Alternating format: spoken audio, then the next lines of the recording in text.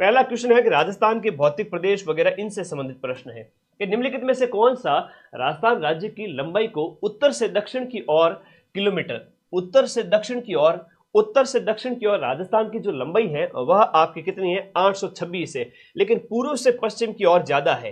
पूर्व से पश्चिम की ओर ये कितनी है गुरुजी? 869 है बेटा। कितनी है? 869 है। मांड किस प्रदेश का प्राचीन नाम है? राजस्थान के अंदर अगर हम मांड की बात करें तो मांड जैसलमेर का पुराना नाम है, मांड प्रदेश, ये याद रखिएगा। निम्नलिखित में से राजस्थान का कौन सा शहर कुंड और बावड़ियों के शहर के रूप में जाना जाता है? जहां पर बहुत सारी बावड़ियां हैं और कुंड ही कुंड है, सिटी ऑफ वेल, बावड़ियां जिसे सिटी ऑफ वेल के नाम से जाना जाता है, वो है आपका बूंदी शहर। कौन सा है?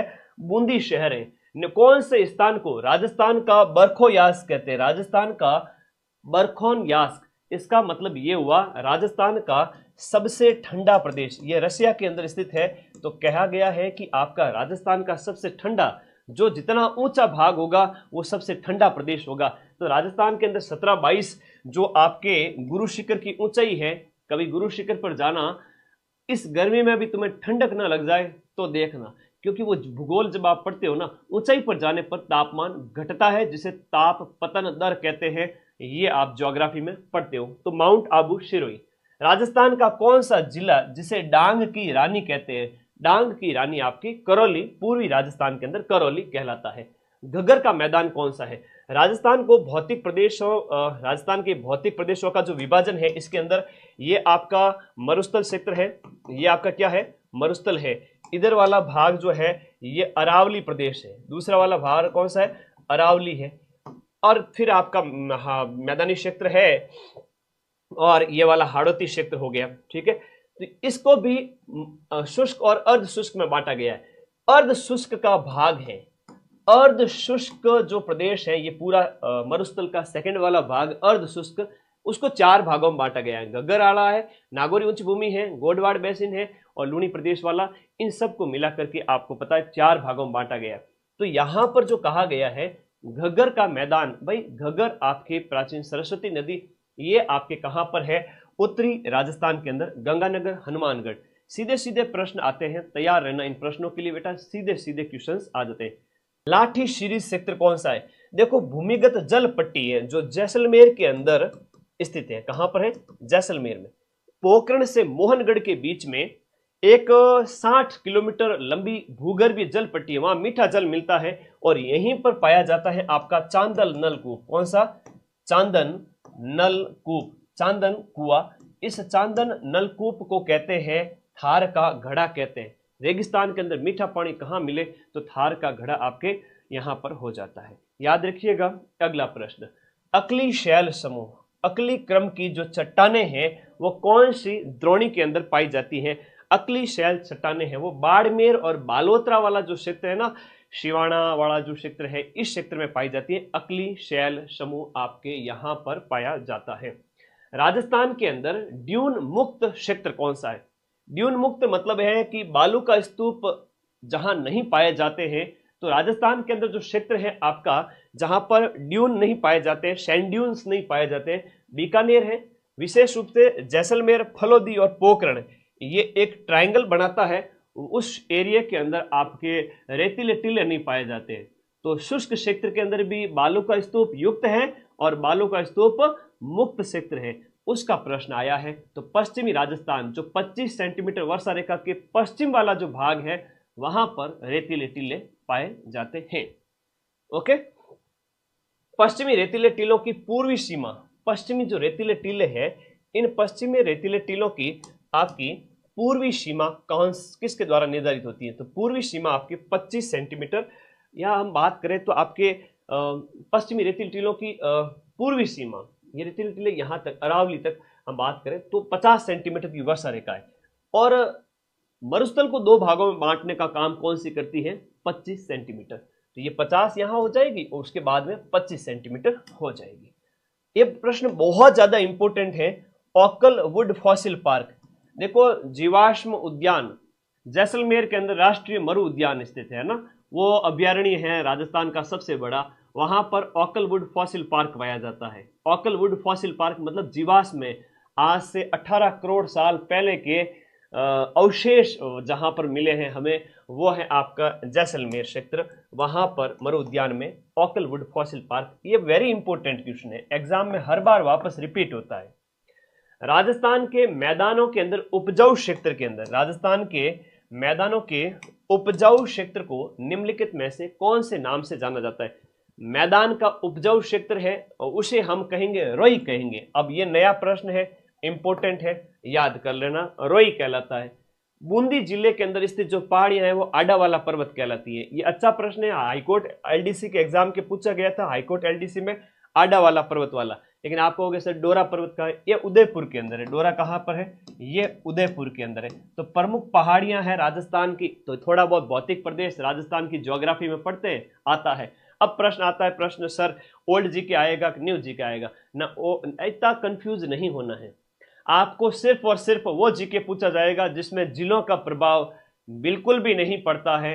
आप लोगों को कंफ्यूज नहीं होना है, जिलों को छोड़ दो, जिसमें जिले नहीं आते हैं वो पढ़ लो और अगले 5-6 महीने वही पूछा जाएगा। और वैसे अपनी बुक आ चुकी है 41 जिलों के अनुसार। आडावाला बूंदी, तारा भांत के टीले, तारा भांत के टीले जो आपके स्टार आकार के है ना, तारा भांत के जो टीले हैं वो कहाँ पाए जाते हैं? तो तारा भांत के टीले हैं आपके, बताओ कहाँ पाए जाते हैं? वेरी इंपॉर्टेंट है।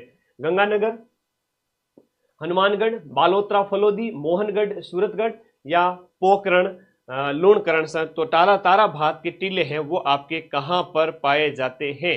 तारा भांत के टीले, बताओ, आंसर करो फटाफट।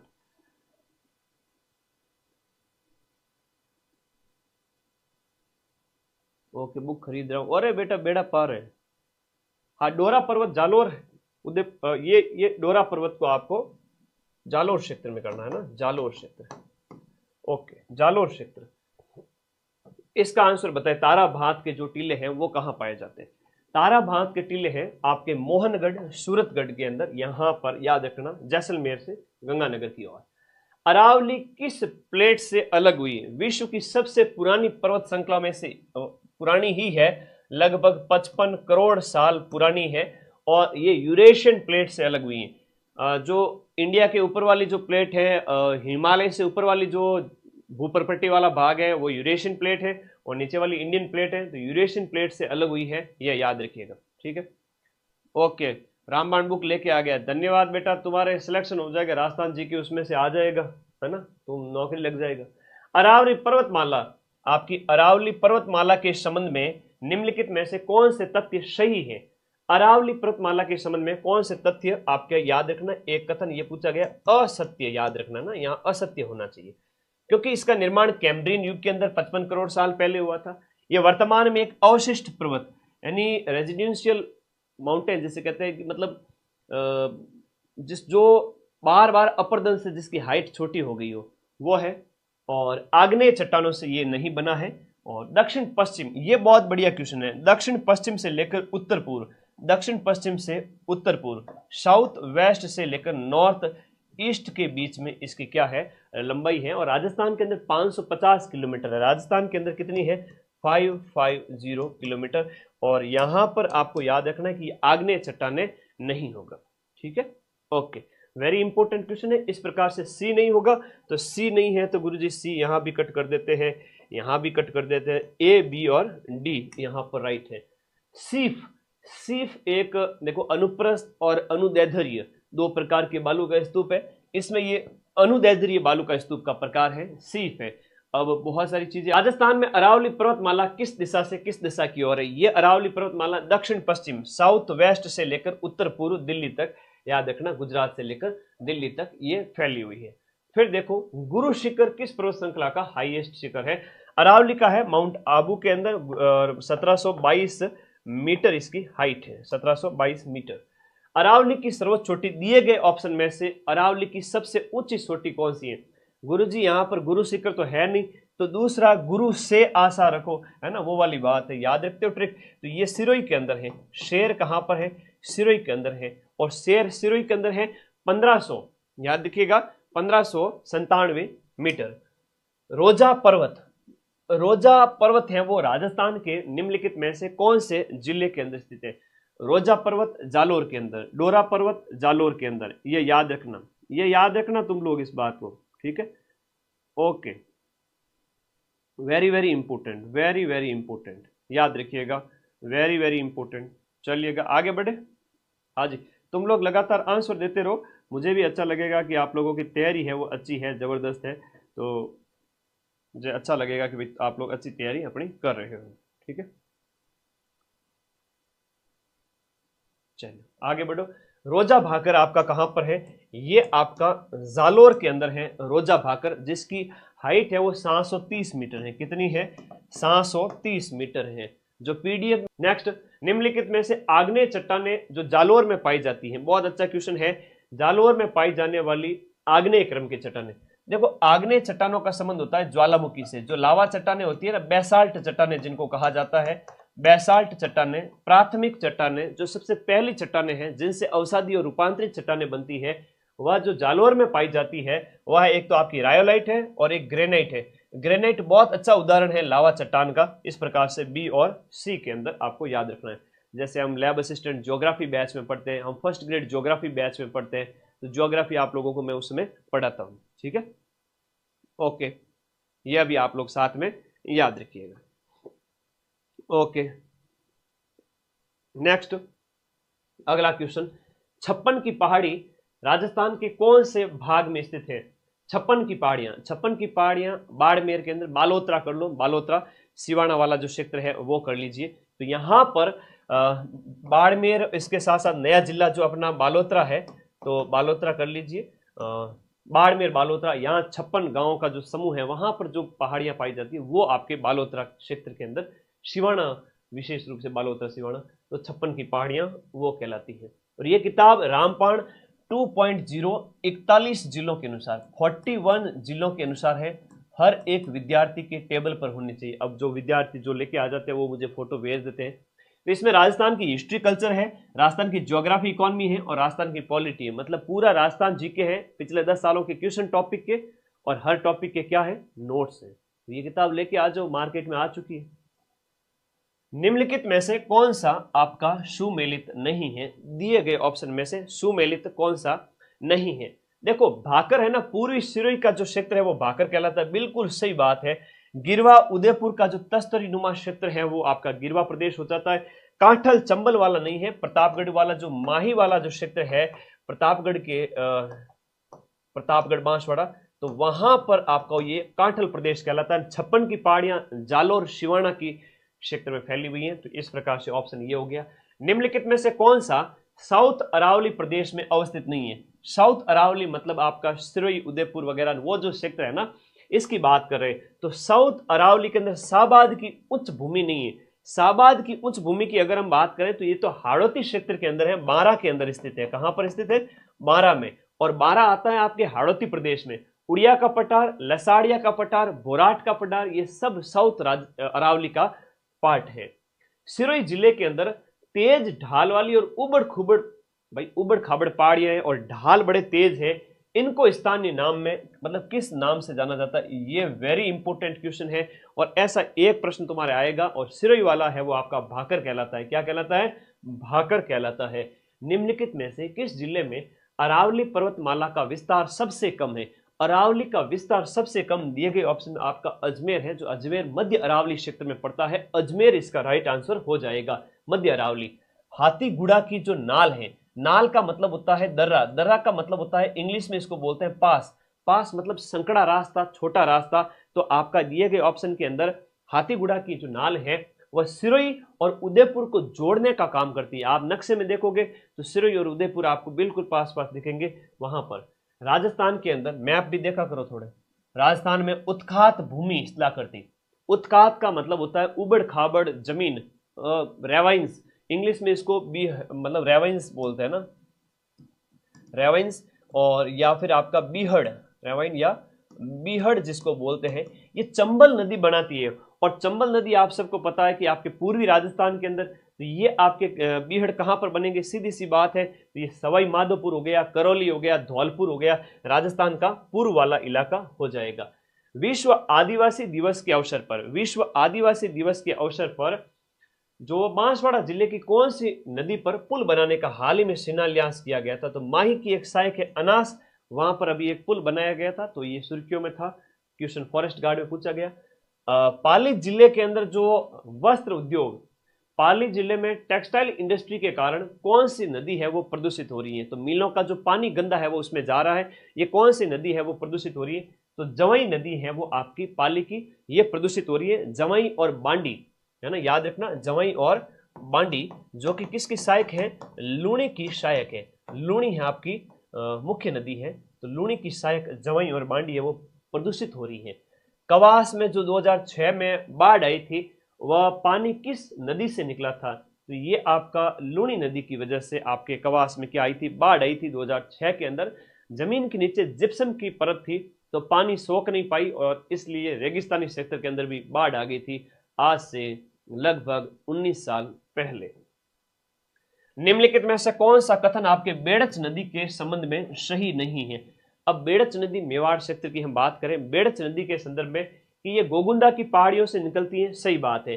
गंगा नदी बेसिन के अंतर्गत आती है, आगे जाकर के गंगा नदी बेसिन में मिल जाएगी। गंभीरी और ओरई ये इसकी सहायक है, बिल्कुल सही बात है। ये गुलाबपुरा भीलवाड़ा के निकट बनास में मिलती है, ये कथन गलत है। तो ये कहां मिलती है? बिगोद भीलवाड़ा के अंदर। बिगोद के अंदर त्रिवेणी संगम बनता है। बिगोद गुरुजी कहाँ है?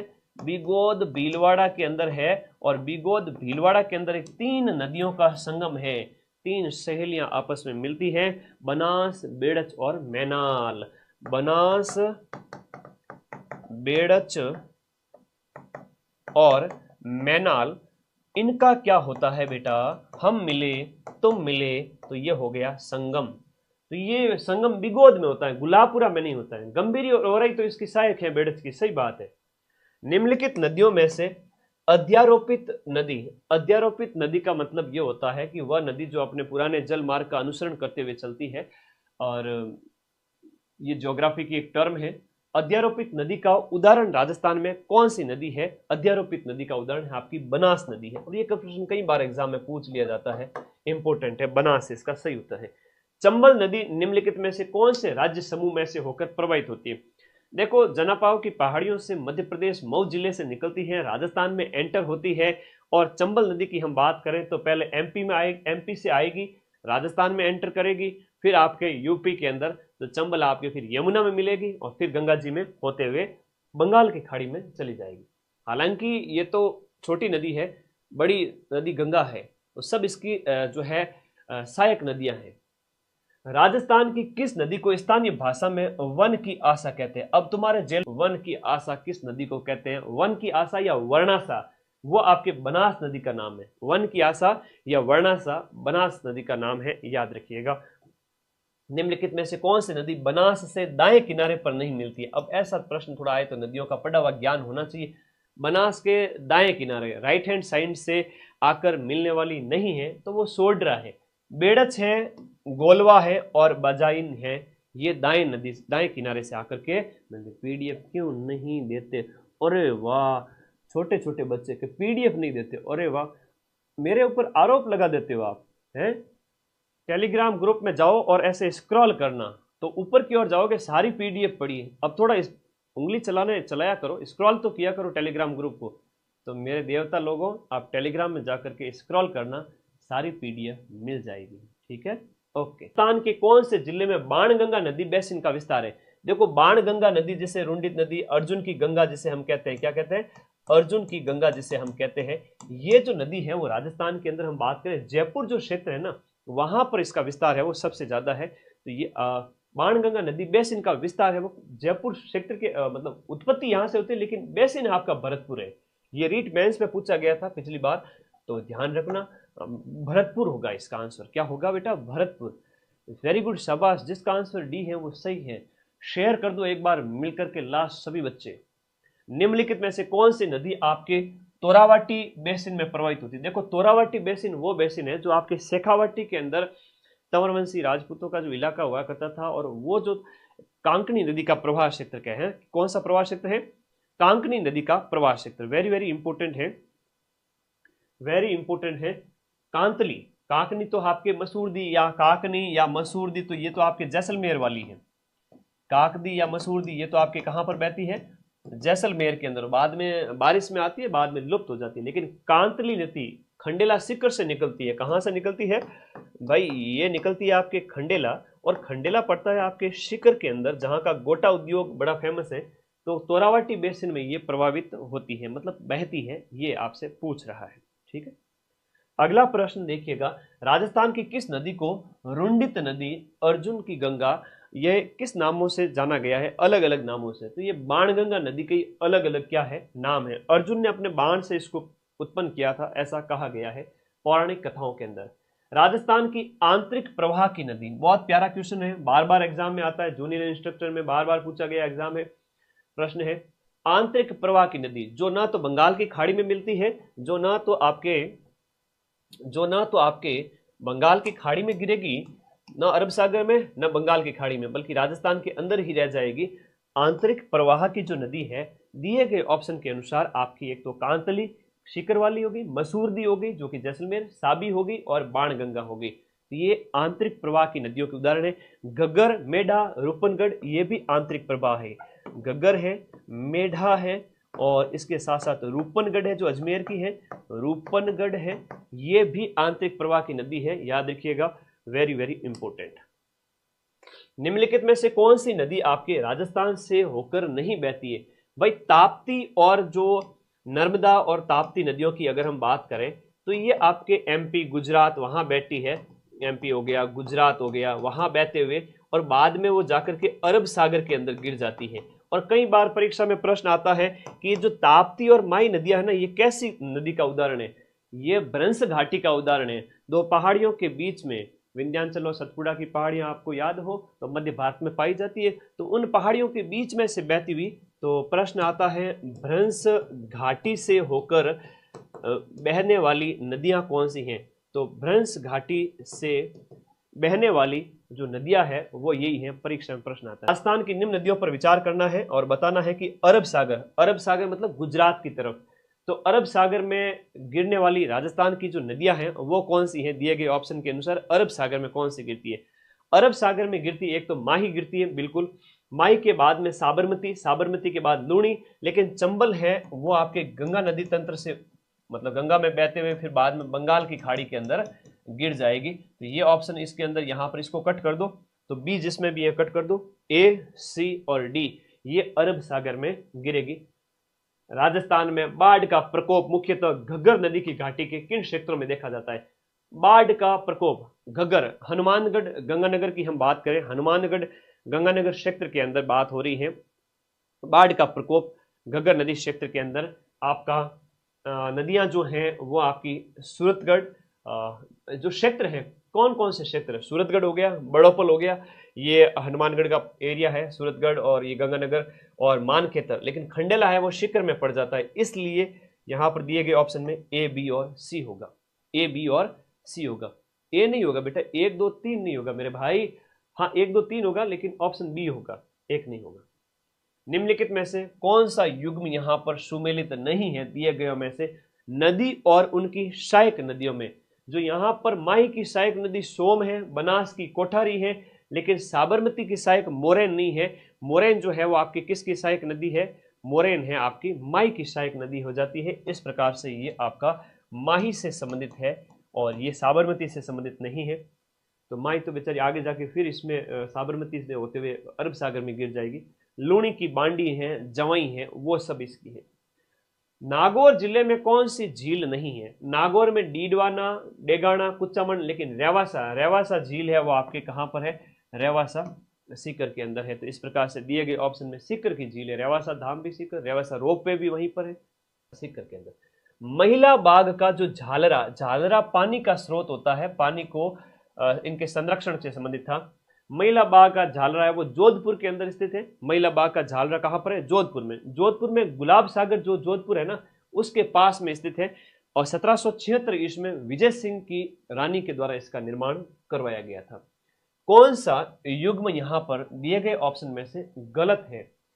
छापरवाड़ा झील जयपुर में, ताल छापर चूरू के अंदर है, बालसमंद राजसमंद के अंदर, जयसमंद उदयपुर के अंदर। तो दिए गए में बालसमंद जो झील है वो कहां पर है? आपके जोधपुर के अंदर स्थित है। तो बालसमंद कहां पर होगी बेटा? जोधपुर में होगी मेरे भाई, बालसमंद जोधपुर में। लेकिन ये याद रखना कि छापरवाड़ा है ना वो जयपुर के अंदर, ये नया नाम है, कई बार ये सीधा सीधा एग्जाम में क्वेश्चन देखा भी नहीं जाता है। इस ऑप्शन से नया प्रश्न बन जाएगा।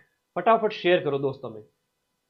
लेवा तालाब हमेशा मैं तुम्हें ज्यादा ही दूंगा, कम नहीं दूंगा।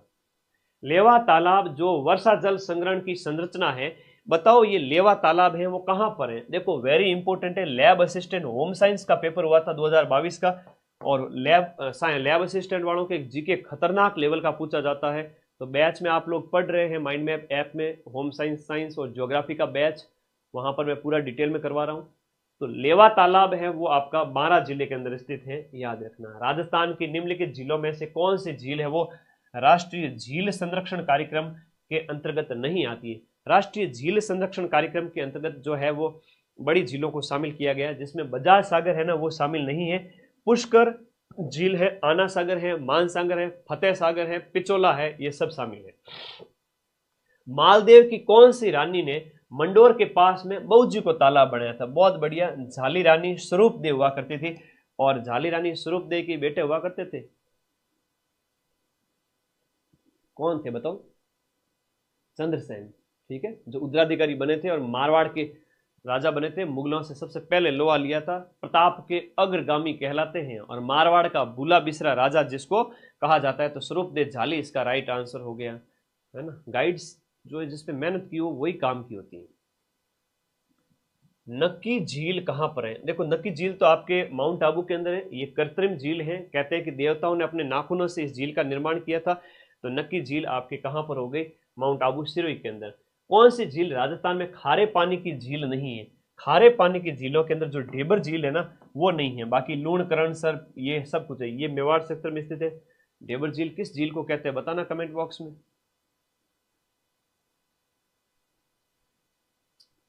बताओ बताओ कमेंट बॉक्स में बताओ। धन्यवाद। आना सागर झील का निर्माण किसके द्वारा। देखो आना जी चौहान या जो है आपके आना जी के द्वारा 1113 ईस्वी के अंदर ना तुर्कों के संहार के बाद में, वही हिस्ट्री के अंदर भी पढ़ते हैं और ज्योग्राफी में भी इसको हम पढ़ते हैं। तो ये भी आप लोगों को इसके साथ साथ याद रखना है। वर्षा जल को कलेक्ट करने के लिए एक रानीसर तालाब लैब असिस्टेंट के अंदर पूछा गया था।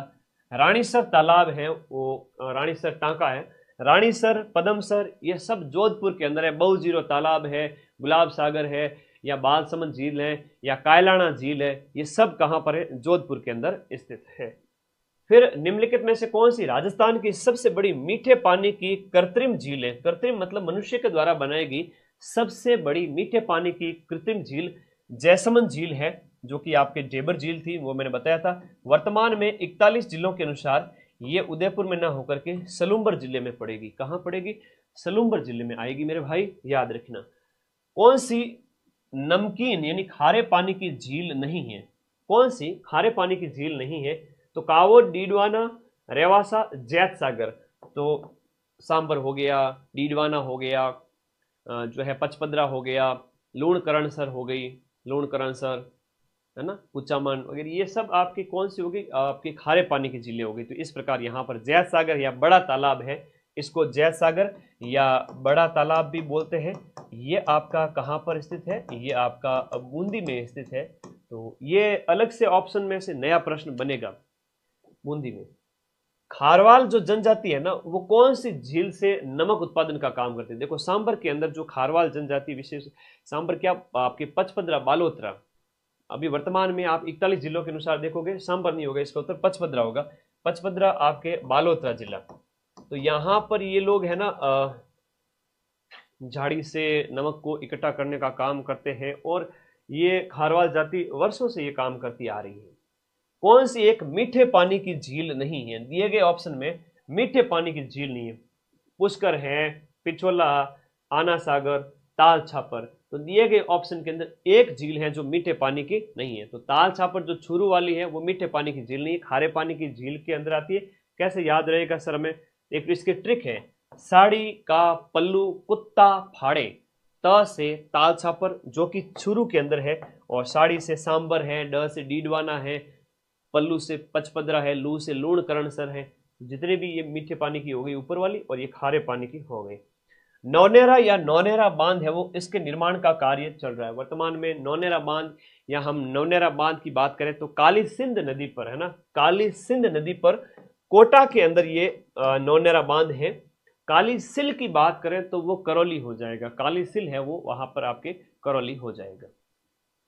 फिर देखिएगा बीसलपुर बांध का निर्माण है वो कौन से साल में पूरा हुआ था। बीसलपुर बांध जो आपका टोंक नदी टोंक जिले के अंदर 1999 के अंदर बीसलपुर बांध पूरा हो गया था। और कौन सी नदी पर है यह प्रश्न भी एग्जाम में आता है, तो ये आपके बनास नदी पर, बनास नदी पर आपके 1999 में बनकर तैयार हुआ बीसलपुर। राणा प्रताप सागर बांध, देखो चंबल नदी पर 4 बांध बनाए गए हैं। चंबल पर कितने बांध हैं? 4 बांध, जिसमें जो गांधी सागर बांध है ना, वो गांधी सागर जो बांध है वो मध्य प्रदेश के अंदर है, बाकी सारे के सारे बांध कहां पर है? राजस्थान के अंदर है। तो राणा प्रताप सागर बांध आपके चित्तौड़गढ़ के अंदर होगा। राणा प्रताप सागर बांध आपके कहां पर? चित्तौड़गढ़। 1970 के अंदर सर्वाधिक भराव क्षमता वाला बांध है, सर्वाधिक भराव क्षमता। प्रश्न आता है सबसे ज्यादा पानी जिसमें स्टोर हो, सर्वाधिक भराव क्षमता वाला। ऐसे कैसे, अभी एक और प्रश्न आएगा जिसमें सबसे लंबे बांध की हम बात करेंगे, वो भी आप लोगों को आंसर बताऊंगा। एक बार आओ नी जवाई जी पावना, जवाई बांध योजना से सिंचित जिले कौन से? बात हो रही है जवाई बांध से सिंचाई की, पेयजल की बात नहीं हो रही है, जवाई बांध से सिंचाई की बात हो रही है। पेयजल तो जोधपुर और पाली को मिलता है, लेकिन पाली और जालोर जो है यहाँ सिंचित होते हैं, और पीने का पानी है वो आपके किसको मिलता है? पेयजल, ये याद रखना, पेयजल आपके पाली और जोधपुर, पाली और जोधपुर को पेयजल जवाई बांध से। बजाज सागर बांध है वो कौन सी नदी पर बनाया गया है? माही बजाज, तो ये आपको याद रखना है, माही नदी पर, राजस्थान का सबसे लंबा बांध, तो ये आपका माही बजाज सागर डैम है सबसे लंबा माही बजाज सागर, जिस नदी पर आपका मेजा बांध बनाया गया है। वेरी इंपॉर्टेंट क्वेश्चन है, सीधा सही प्रश्न एग्जाम में आ जाता है। मेजा बांध जो कि भीलवाड़ा के अंदर बना हुआ है, कहां पर? भीलवाड़ा के अंदर बना हुआ है, कोठारी नदी पर बना हुआ है। सीधा सही प्रश्न एग्जाम में उठकर आ जाता है, रेट में पूछा था, वन रक्षक एग्जाम में आया था, कोठारी नदी पर।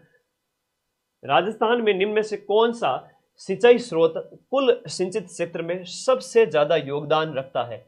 सबसे ज्यादा जो सिंचाई होती है वो कुओं और नलकूपों की वजह से होती है, यह आपको इसमें याद रखना है। कुएं और नलकूप है वो सबसे ज्यादा सिंचाई के अंदर योगदान करते हैं। अगला आंसर बताओ, राजस्थान में नहर सिंचाई के अंदर, राजस्थान के अंदर आपके नहर सिंचाई से जो सिंचित होने वाला जिला जो टॉप पे है नहरों के अंदर, उत्तरी राजस्थान, जहां पर श्री गंगानगर, नमकीन की समस्या पाई जाती है जिसे सेम की समस्या कहते हैं, और आपकी जो जमीन है ऊपर से सफेद सफेद हो जाती है, लवण की परत आ जाती है, बंजर हो जाती है, वो उत्तरी राजस्थान में ये समस्या है किसानों के सामने।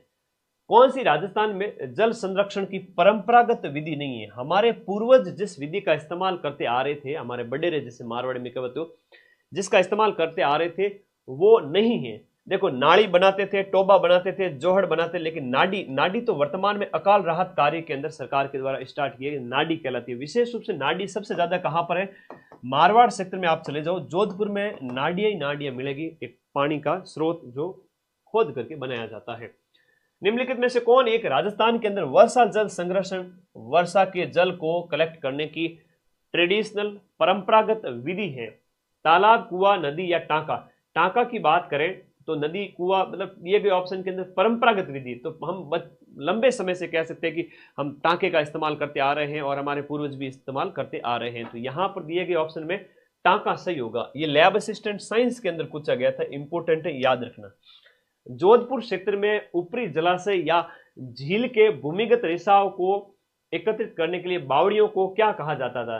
देखो झील है या झील के भूमिगत रिसाव को उसको झालरा कहते थे। एक्स्ट्रा जो जल होता था वो झालरे में चला जाता था, और ये राजस्थान के अंदर झालरे सबसे ज्यादा आपके कहां पर?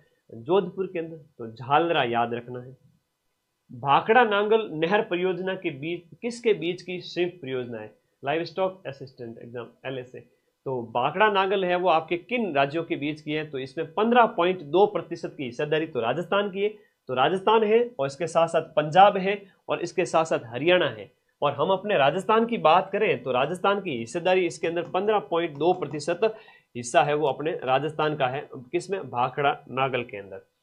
इंदिरा गांधी नहर परियोजना आईजीएनपी की बात करें तो इंदिरा गांधी नहर परियोजना वानिकी प्रोजेक्ट जो ओवरसीज इकोनॉमिक कॉर्पोरेशन फंड किसका, इस परियोजना के तहत हम बात हो रही है, ये फंड किसका है, तो भारत और जापान के बीच में ये इंदिरा गांधी नहर परियोजना वानिकी प्रोजेक्ट वन वृक्षारोपण से संबंधित है। इसरदा बांध बहुत इंपॉर्टेंट क्वेश्चन है, एग्जाम में पूछा जाता है। बताओ इसरदा बांध परियोजना है वो किन जिलों के अंदर संचालित है। इसरदा बांध की हम बात करें तो पहले तो ये आपको याद रखना, ये इसरदा बांध आपके टोंक और सवाई माधोपुर की है। इसरदा बांध कहाँ का है, टोंक और सवाई माधोपुर का। बताओ कौन सी नदी पर इसरदा बांध है आपके, टोंक और सवाई माधोपुर के, टोंक और सवाई माधोपुर। ओके धन्यवाद, सीक्वेंस नहीं टूटना चाहिए बेटा, आगे बढ़ो। टोंक और सवाई माधोपुर, टोंक और सवाई माधोपुर। ओके शाबाश, सबके आंसर सही आ रहे हैं। बनास बिल्कुल।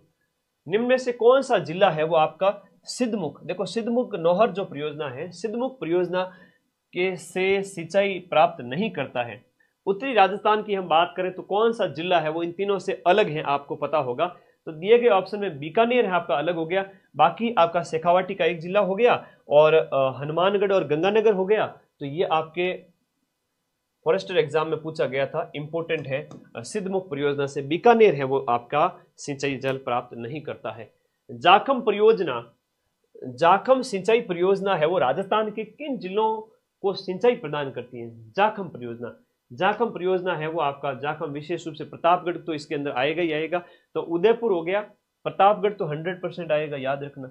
उदयपुर, चित्तौड़गढ़ और प्रतापगढ़ जाखम परियोजना से सिंचित है।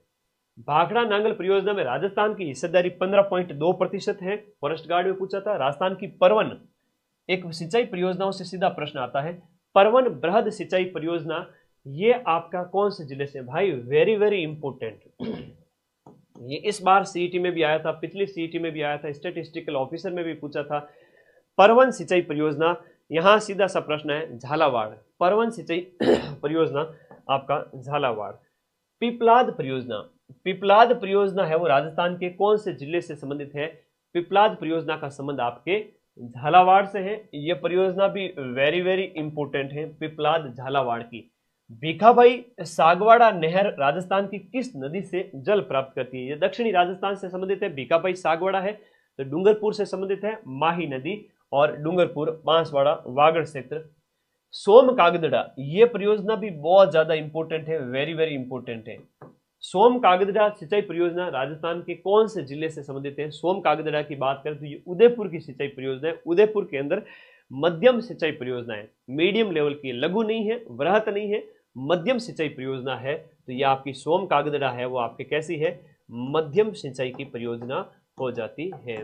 फिर अगला क्वेश्चन देखिएगा, सही परियोजना। देखो जवाई बांध पर लोड को कम करने के लिए ये आपके उसमें जल की आपूर्ति के लिए सही परियोजना आपको याद रखना है। सही परियोजना का संबंध जवाई बांध से है। तो 1977-78 के अंदर आपके याद रखिएगा जवाई बांध के लिए इसका निर्माण। राजस्थान के किस जिले में वर्षा के वितरण में सबसे ज्यादा परिसर देखने को मिलता है। कौन से जिले के अंदर जो वर्षा का जो पानी है उसका जो वितरण है उसमें आपको है यहाँ पर वर्षा परिसर डिफरेंस देखने को मिलता है। सिरोही के अंदर यहाँ पर कहीं ज्यादा तो कम, उस तरह से।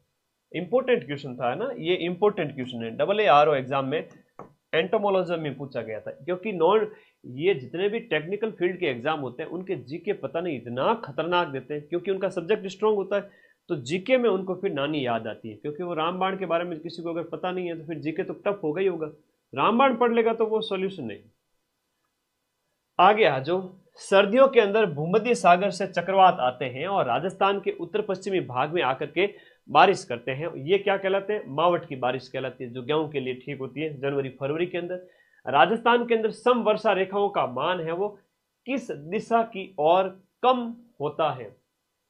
सम वर्षा रेखा, सम वर्षा मतलब एक समान वर्षा वाले स्थानों को मिलाने वाली रेखा है वो आपका कहां से कौन से, मतलब दक्षिण पूर्व से उत्तर पश्चिम की ओर, दक्षिण पूर्व से उत्तर पश्चिम की ओर ये सम वर्षा रेखा का मान कम होता जाएगा। इस तरफ से आप ये यहाँ पर ज्यादा है, यहाँ पर बारिश ज्यादा है तो इस प्रकार यहाँ पर कम है, तो ये सम वर्षा रेखा भी यहाँ पर ये जो मान है वो कम होता जाएगा।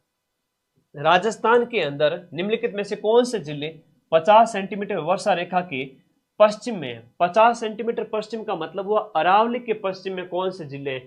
तो दौसा होगा नहीं यहाँ पर, भीलवाड़ा होगा नहीं यहाँ पर, तो चूरू हनुमानगढ़ होगा। बी और सी दिए गए ऑप्शन में बी और सी, सीधी सी बात है। कई बार प्रश्न हमारे कॉमन सेंस से भी सही हो जाते हैं।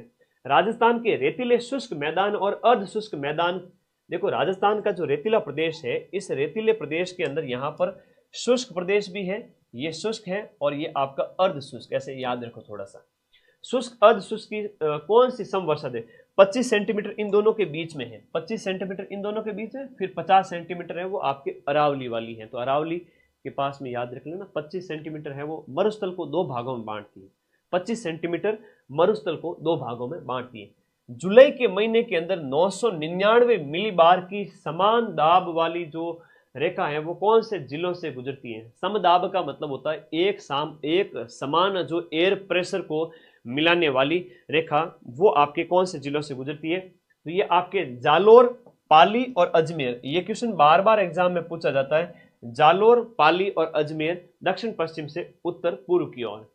पश्चिम की तुलना में पूर्वी राजस्थान के अंदर जलवायु चरम सीमाएं कैसी होती है? निम्न होती है, निम्न होती है, उच्च नहीं होती। ये प्रश्न भी बहुत इंपॉर्टेंट है कि पश्चिमी राजस्थान यानी जैसलमेर की बजाय आपके पूर्वी राजस्थान, धौलपुर, करौली, झालावाड़, आप उस तरफ देखो, वहां ऐसा नहीं कि एकदम से गर्मी पड़ जाए, एकदम से ठंड हो जाए। पश्चिमी राजस्थान में धोरे रात को बहुत ठंडे होते हैं और दिन में खूब बारिश भी, मतलब दिन में खूब गर्मी और रात को खूब ठंड। निम्नलिखित में से कौन सा समय है आपका मानसून प्रत्यावर्तन की ऋतु है? प्रत्यावर्तन का मतलब होता है अब लौट चले, तो लौटना। तो भाई मानसून जब वापस जाता है, जून से लेकर के सितंबर का महीना होता है मानसून का होता है। जून से सितंबर तो आपका कौन सा महीना होता है? मानसून का महीना होता है। 4 महीने चौमासा जिसे मारवाड़ी में कहते हैं। लेकिन आपका इसके बाद में अक्टूबर से दिसंबर के बीच में मानसून लौट जाता है, इसे मानसून का प्रत्यावर्तन कहते हैं, याद रखिएगा। और लौटता हुआ मानसून तमिलनाडु तट पर बारिश करता है, इंडिया के अंदर भी याद रखो। निम्नलिखित में से राजस्थान का कौन सा क्षेत्र मानसून के अरब सागर शाखा से अधिकतम वर्षा प्राप्त करता है? मानसून की 3 शाखाएं आपको याद रखनी है, ऐसे आपको ऐसे याद रखना है, इस तरह से। मानसून की 3 शाखाएं, ऐसे मानसून टकराता है, पश्चिम तट पर बारिश करेगा, मध्य भारत में बारिश करेगा और एक शाखा आगे चली जाएगी अरब सागर। मानसून की 3 शाखाएं होती है, ये थोड़ा सा तुम लोग दिमाग में रखा करो। तो दक्षिणी और दक्षिण पूर्वी क्षेत्र में अधिकतम वर्षा अरब सागर की जो शाखा है उससे सबसे ज्यादा जो बारिश होती है वो दक्षिणी और दक्षिण पूर्वी क्षेत्र में होती है, अरावली की वजह से। याद रखना, ये आपका इस तरफ चला जाएगा, है ना, याद रखिए। राजस्थान के अंदर मई और जून में सबसे ज्यादा धूल भरी आंधियां, जो प्री मानसून से पहले जो आंधियां चलती हैं जिसे हम लू कहते हैं, सबसे ज्यादा आंधियां हैं वो आपके गंगानगर के अंदर, जहां पर 30 में से 25 दिन आपके याद रखना है, वेरी वेरी इंपॉर्टेंट। ओके, 30 में से 25 दिन ऐसे याद रखो। सामान्यतः राजस्थान में दक्षिणी पश्चिमी मानसून की अवधि होती है। दक्षिणी पश्चिम मानसून है वो जून से सितंबर या जुलाई से अक्टूबर। तो मानसून की जो बेसिक अवधि होती है वही यहाँ पर आपको याद रखनी है, जून से लेकर के सितंबर जो मानसून काल है। मई में तो आ जाता है केरल तट पर, लेकिन जून में अपने यहाँ पर तो जून से सितंबर, जिसे हम चौमासा कहते हैं। लू क्या होता है? गर्मियों की जो स्थानीय गर्म हवा होती है उसे हम लू बोलते हैं। पूर्वई क्या होती है? अच्छा प्रश्न है। पूर्व से आने वाली पूर्वई, तो पूर्व से लेकर के पश्चिम की ओर जो चलने वाली हवाएं हैं, जिससे ठंडी ठंडी हवा और उससे बारिश होती है, वो पूर्वई कहलाती है। क्या कहलाती है? पूर्वई। राजस्थान की वांका पट्टी किस समस्या से संबंधित है? फ्लोराइड की समस्या से। आपके पुष्कर से लेकर के जायल नागौर तक उसके बीच में फ्लोराइड बहुत ज्यादा है पानी के अंदर। वहां पर लोगों में जैसे पीठ झुकी रहती है, तो कुबड़ पट्टी क्षेत्र भी उसको कहते हैं। लोगों के दांत पीले हो जाते हैं, तो ये समस्या वहां पर आम है। ओके ओके, अगला क्वेश्चन, स्ट्रक्चरल इक्वेशन मॉडलिंग यानी कि शेम किस स्थिति से संबंधित है? वेरी इंपॉर्टेंट है। शेम यानी कि इसका फुल फॉर्म है स्ट्रक्चरल इक्वेशन मॉडलिंग। शेम की समस्या आपके जो है रेत के टीले या पारिस्थितिकी में परिवर्तन या मिट्टी का कटाव या क्षरण, ये उत्तरी राजस्थान से संबंधित है। सेम की समस्या है वो आपका पारिस्थितिकी में परिवर्तन से संबंधित है। ओके, सेम की समस्या आपकी किससे संबंधित है? अरे फ्लोराइड है बेटा, फ्लोराइड है। सेम की समस्या आपके पारिस्थितिकी में से संबंधित है, पर्यावरण और पारिस्थितिकी से। याद रखना, सेम की समस्या आपके किससे है? वहां पर जमीन है वो आपकी बंजर हो जाएगी और नमकीन जमीन की वजह से, क्योंकि ऊसर जमीन जिसे कहते हैं। मिट्टी का प्रकार जो कि राजस्थान के अंदर झालावाड़, बारां और कोटा जिले में पाया जाता है। झालावाड़, बारां और कोटा जिले में पाया जाने वाला मिट्टी कौन सी है? और वर्टी उसे हम कहेंगे, आगे प्रश्न आएगा। झालावाड़ में वहां पर आपकी काली रेगुर मिट्टी पाई जाती है। क्यों पाई जाती है काली रेगुर मिट्टी? इसलिए कि वो आपकी जो है काली रेगुर मिट्टी कौन सी होती है? जो आपकी लावा चट्टानें होती है उनसे बनती है। निम्नलिखित में से राजस्थान के किन जिलों में कछारी मिट्टी पाई जाती है? कछारी मिट्टी राजस्थान के कौन से जिले में पाई जाएगी? तो आपके कछारी मिट्टी आपके बताओ पूर्वी राजस्थान के अंदर भरतपुर और धौलपुर के अंदर। आंसर देते रहो फटाफट, ताकि आपकी तैयारी का लेवल भी मैं देख लूँ, तैयारी का लेवल भी देख लो। आप लोग बताते रहो फटाफट। जो है आपके कछारी मिट्टी। और वैसे एलुविल या जो जलोढ़ मिट्टी है वो सबसे उपजाऊ होती है, भारत में भी देखो और या राजस्थान में देखो, हर जगह। ग्रेनाइट है, नीस है और शिष्ट चट्टानों के विखंडन से, यानी कि उनके अपरदन से या अपक्षय से कौन सी मिट्टी का निर्माण होता है? तो इसकी वजह से लाल पीली मिट्टी बनती है। कौन सी मिट्टी बनती है? ग्रेनाइट की वजह से लाल पीली मिट्टी बनती है। हाँ जी, दिए गए ऑप्शन के अनुसार लाल पीली मिट्टी बनती है। अच्छा प्रश्न है ना, याद रखिए। लाल लोमी मिट्टी है वो आपके कौन से क्षेत्र में पाई जाएगी? विशेष रूप से मेवाड़ क्षेत्र के अंदर लाल लोमी मिट्टी है आपके, और दक्षिणी राजस्थान के अंदर तो डूंगरपुर और उदयपुर के क्षेत्र में लाल लोमी है। राजस्थान के अंदर नाइट्रेट की उपस्थिति के कारण कौन सी मिट्टी उर्वरक है? किस मिट्टी में नाइट्रेट पाया जाता है? तो मिट्टी उर्वरक है वो भूरी रेतीली मिट्टी है। कौन सी? भूरी रेतीली मिट्टी। ये थोड़े थोड़े प्रश्न है वो आपके लिए बड़े जान पहचान वाले हैं, आपने पढ़ रखा है लेकिन अब याद आ रहे हैं आपको। अम्लीय अगर कोई मिट्टी है ना, पीएच मान जिसका अम्ल है, किसके प्रयोग की वजह से उसमें सुधार किया जा सकता है? एक प्रश्न तो ये है, तो इसमें चूने के प्रयोग की वजह से अम्लीय मिट्टी में सुधार हो सकता है, और जिप्सम का प्रयोग आप करोगे तो वो क्षारीय मिट्टी के सुधार के लिए करोगे। जिप्सम का प्रयोग किसके लिए करोगे? क्षारीय मिट्टी के लिए। और अम्लीय मिट्टी की बात हो तो चूने का प्रयोग, क्षारीय हो तो क्षार से जिप्सम, क्षारीय, चूना, अम्ल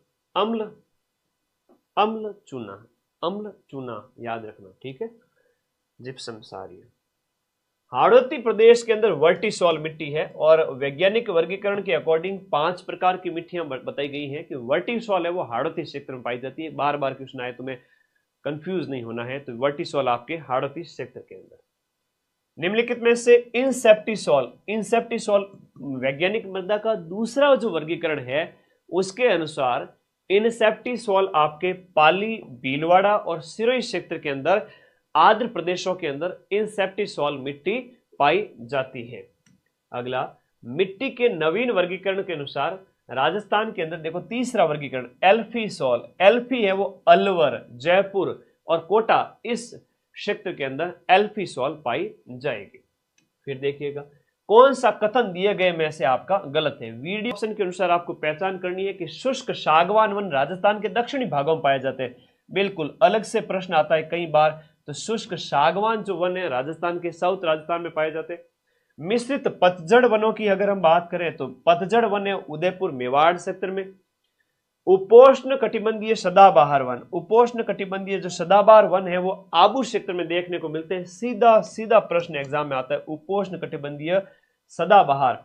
सदाबहार का मतलब होता है एवरग्रीन। एवरग्रीन मतलब जहां ज्यादा बारिश होगी वहां एवरग्रीन फॉरेस्ट पाए जाएंगे। और उष्ण कटिबंधीय कांटेदार वन है वो पूर्वी राजस्थान के अंदर नहीं मिलेंगे, कांटे तो आपके पश्चिमी राजस्थान के अंदर मिलेंगे। सरल सा प्रश्न था।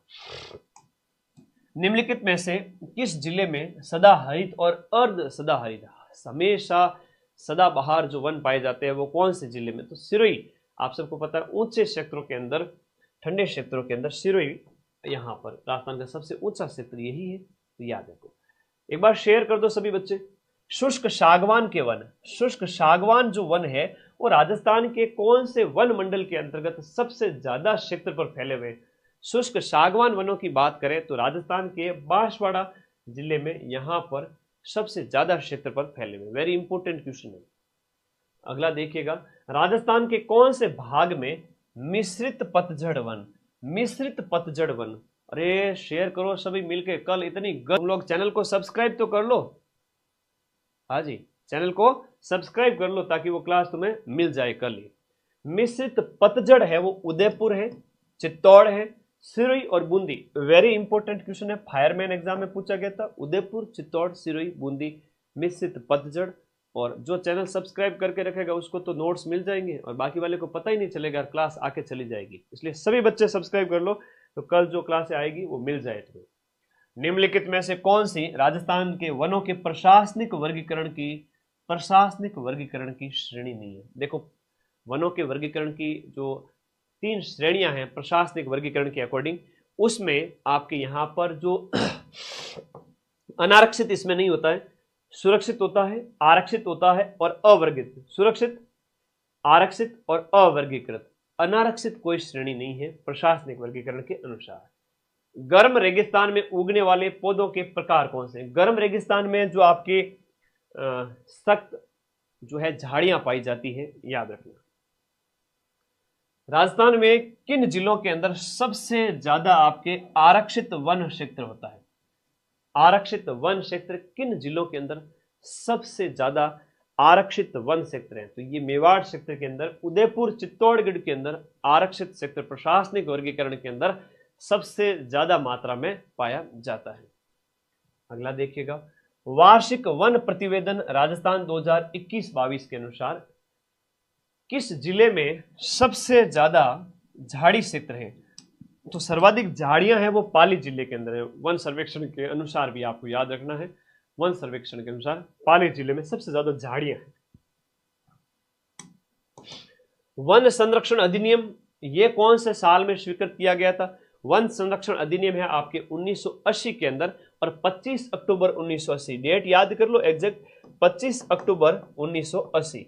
तो 25 अक्टूबर 1980 को वन संरक्षण अधिनियम आपके स्वीकृत हुआ था, ये याद रखिएगा।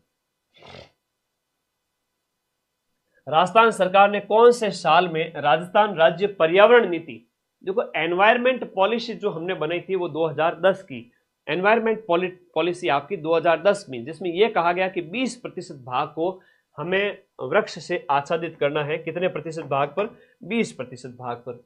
भारतीय वन्य जीव संरक्षण अधिनियम जो 1972 का है, इस अधिनियम को कौन से साल में लागू किया गया था? इसके जस्ट अगले ही साल इसको 73 के अंदर लागू किया गया था।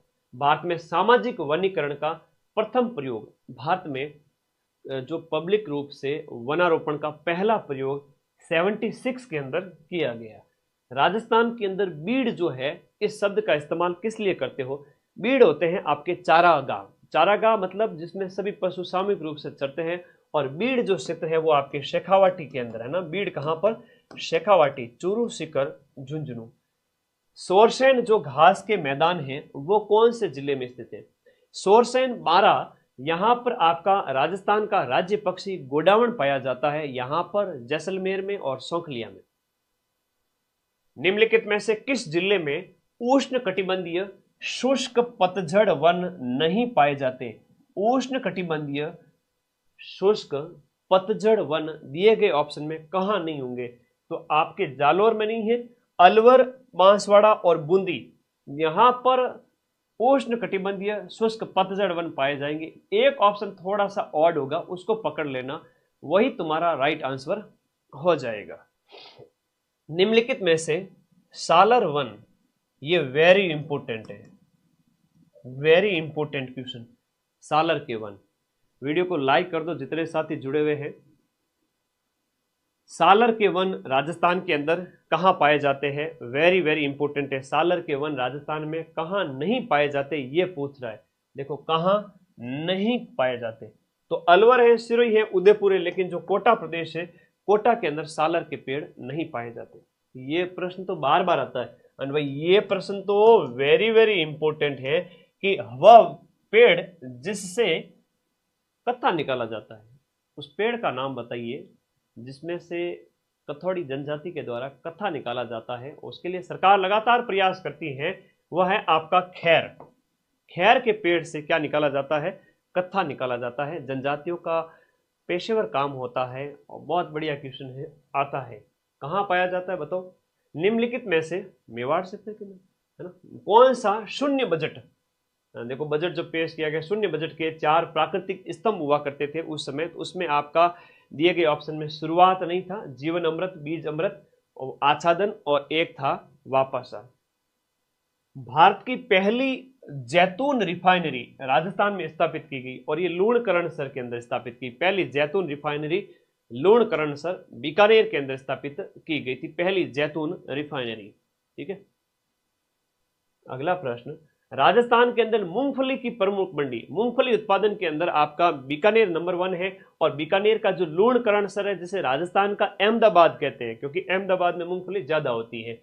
फसलों से संबंधित प्रश्न है कि दोहद येलो, इंपॉर्टेंट क्वेश्चन है, बताओ दोहद येलो कौन से फसल की किस्म है? ये चन्ना की किस्म है, भाई चने की किस्म है, चने की।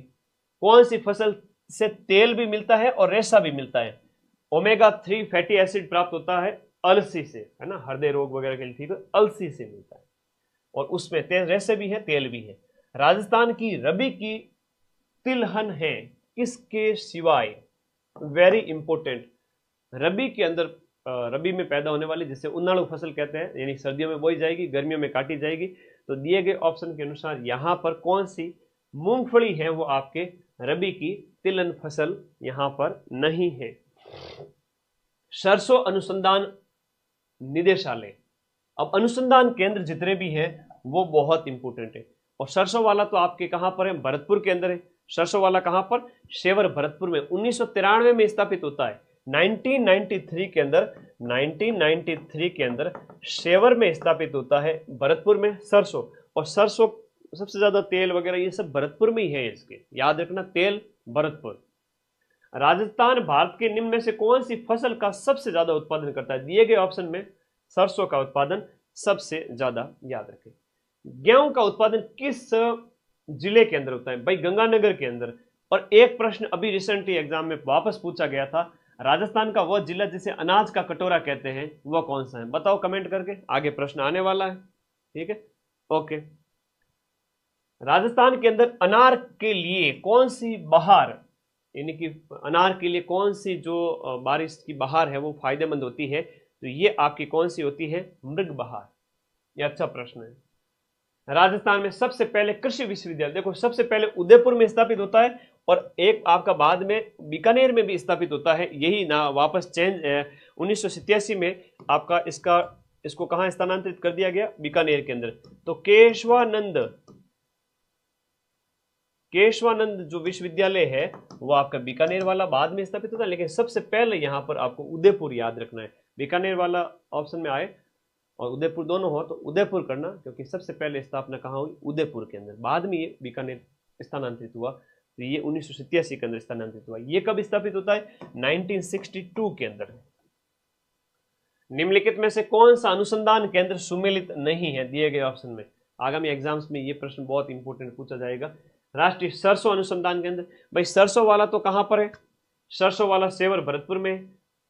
केंद्रीय शुष्क क्षेत्र अनुसंधान केंद्र जो आपका सेंट्रल एरिड रिसर्च जोन काजरी जोधपुर में। राष्ट्रीय बीजीय मसाला अनुसंधान केंद्र ये तबीजी के अंदर है, और तबीजी कहां पर है? डुमका तबीजी